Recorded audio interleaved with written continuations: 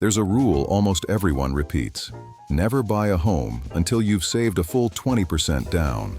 It sounds responsible, but that one rule can quietly cost you $126,000, and almost no one ever shows you the math.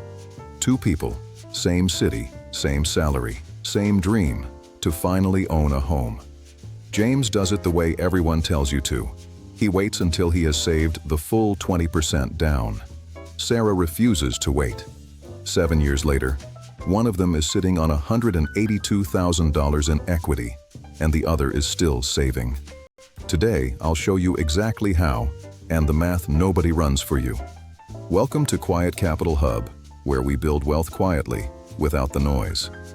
If you've ever been told to wait until you have 20% down before you buy a home, this one is for you. Because that single rule, repeated for decades, quietly costs first-time buyers a fortune. By the end, you'll understand three things: why the 20% target keeps running away from you, the $126,000 it can cost you to wait, and the exact playbook, in both the United States and Canada, to start with far less. No hype, just the numbers. And stay until the end, because the final strategy lets you own real estate for $200 a month, with no mortgage and no tenant. So first, where does 20% even come from? It isn't a law, it's a threshold. Put 20% down, and lenders stop charging you mortgage insurance. That's the entire reason the number exists. But somewhere along the way, you avoid the insurance at 20%, quietly turned into, you need 20% to buy. Those are not the same sentence. The first one is a fee. The second one is a myth, and it's the myth that keeps people renting for years longer than they ever needed to. And the myth feels responsible. It sounds like the careful, grown-up choice. That's exactly why it's so expensive, because it ignores the one thing in this entire equation that never waits for you: the price of the house itself. Here's the trap nobody warns you about. Say the home you want costs $400,000 today. 20% down is $80,000. So you start saving, and let's be generous. You put away $1,150 every single month in a high-yield account earning 3%. That is real discipline. Most people never manage it. But here's the problem. While you save, the house doesn't sit still. At 4% appreciation a year, that $400,000 home is worth more every year you wait, and so is your 20% target. Year 1, the goalpost is $83,000. Year 4, it's past $90,000. By the time you finally saved enough, almost 7 years later, 20% is no longer $80,000. It's $105,000. The goalpost moved $25,000 further away while you were running toward it. You were never going to catch a number that grows faster than you can save. And every extra year you spend chasing it is another year of rent leaving your account and another year of appreciation you'll never get back. But the moving target isn't even the expensive part. This is, while you spent 7 years saving, that house climbed from $400,000 to $526,000. That's $126,000 of appreciation. And here's the brutal part. Every single dollar of it went to whoever owned the home during those 7 years. Not to you. You weren't building wealth while you waited. You were saving for the right to buy in, at a price that got $126,000 more expensive while you stood still. The 20% rule didn't protect you. It quietly handed your gains to someone else. So the real question was never, how do I save 20%? It's, how do I stop paying the price of waiting? Which brings us to Sarah. Sarah looked at that same $400,000 home and made a different choice. Instead of waiting for 20%, she put down 5%, $20,000. And she bought now. Yes, she took on mortgage insurance. Yes, her payment, principal and interest, is about $2,400 a month, a little more than rent. But watch what actually happens. She locked in today's price. Over the next 7 years, the home appreciates the same 4% a year, and every month she chips a little more off her loan. By year 7, her home is worth $526,000. She owes about $343,000. And her equity, the wealth she truly owns, is $182,000. She turned a $20,000 down payment into $182,000 in equity. And the disciplined saver who waited to do it right? 7 years in, he still has zero home equity, just $105,000 in cash that no longer even covers 20%. And there's a cost we still haven't counted. While James saved for 7 years, where was he living? Renting. At $1,800 a month, rising 3% a year, James handed his landlord roughly $165,000 over those 7 years. Money that built someone else's equity, never his. So stack the whole thing up.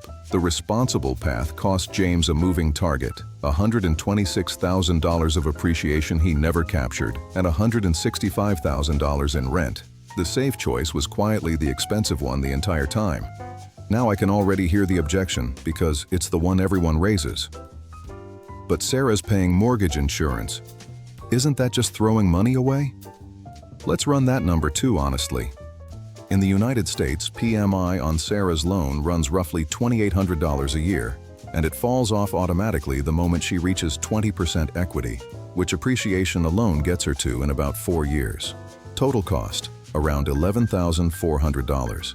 In Canada, CMHC insurance is a one-time premium, roughly $15,000, rolled right into the mortgage. So yes, insurance is a real cost. I'm not going to pretend it isn't. But put it next to what waiting cost. About $11,000 of insurance versus $126,000 of appreciation you would have forfeited. The fee you were taught to fear is a fraction of the gain you were taught to give up. That is the entire trick the myth plays on you. Now, I'd be doing you a disservice if I made this sound risk-free, because it isn't. Buying at 5% down means a bigger loan, a bigger monthly payment, and a thinner cushion if life throws you a curveball. And appreciation is never guaranteed. In any given year, prices can stall or even fall. If you'd be stretched the moment the furnace dies, then waiting and building a buffer first is the smart move, not the weak one.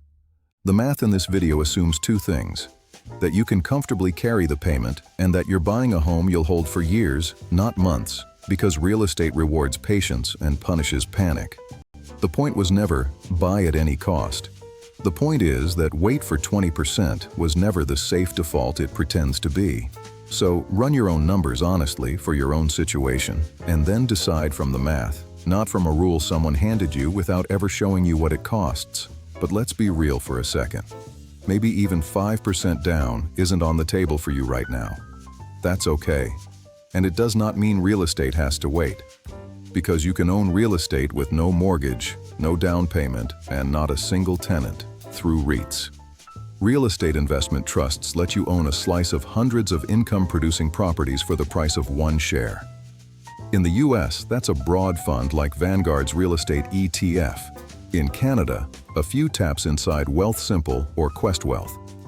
Put $200 a month into a fund averaging around 8% a year, and over 30 years, that's $72,000 invested, growing to roughly $298,000, no closing costs, no leaky faucets, no 2 a.m. phone calls. It's the $200 door into the very same asset class. And for a lot of people, it's the smartest first move while the down payment quietly comes together. You're not sitting on the sidelines anymore. You're already an owner, just at a scale that fits today. So here's how you actually start with less than 20% on both sides of the border. In the United States, an FHA loan opens the door at 3.5% down, and conventional programs like Home Ready can go as low as 3%. In Canada, the minimum is 5% on homes under $500,000. For insurance, the US charges PMI yearly until you reach 20% equity, then it simply disappears. Canada's CMHC is one-time, added to your loan. And don't ignore the tax-free tools. In Canada, the First Home Savings Account lets you set aside $8,000 a year, up to $40,000, completely tax-free, toward your first home. In the US, a Roth account can play a similar supporting role. The point is simple. Every one of these programs exists precisely because 20% was never the requirement. It was only ever the fee. So let's bring it home. The 20% down payment isn't a rule. It's a threshold to dodge one fee, and waiting to reach it can quietly cost you far more than that fee ever would. A moving target, 7 lost years, and $126,000 of appreciation handed to someone else. James did everything right and ended up behind. Sarah started small on purpose and ended up $182,000 ahead. So, I'll ask you straight. Are you a Sarah or a James? Tell me in the comments, and be honest.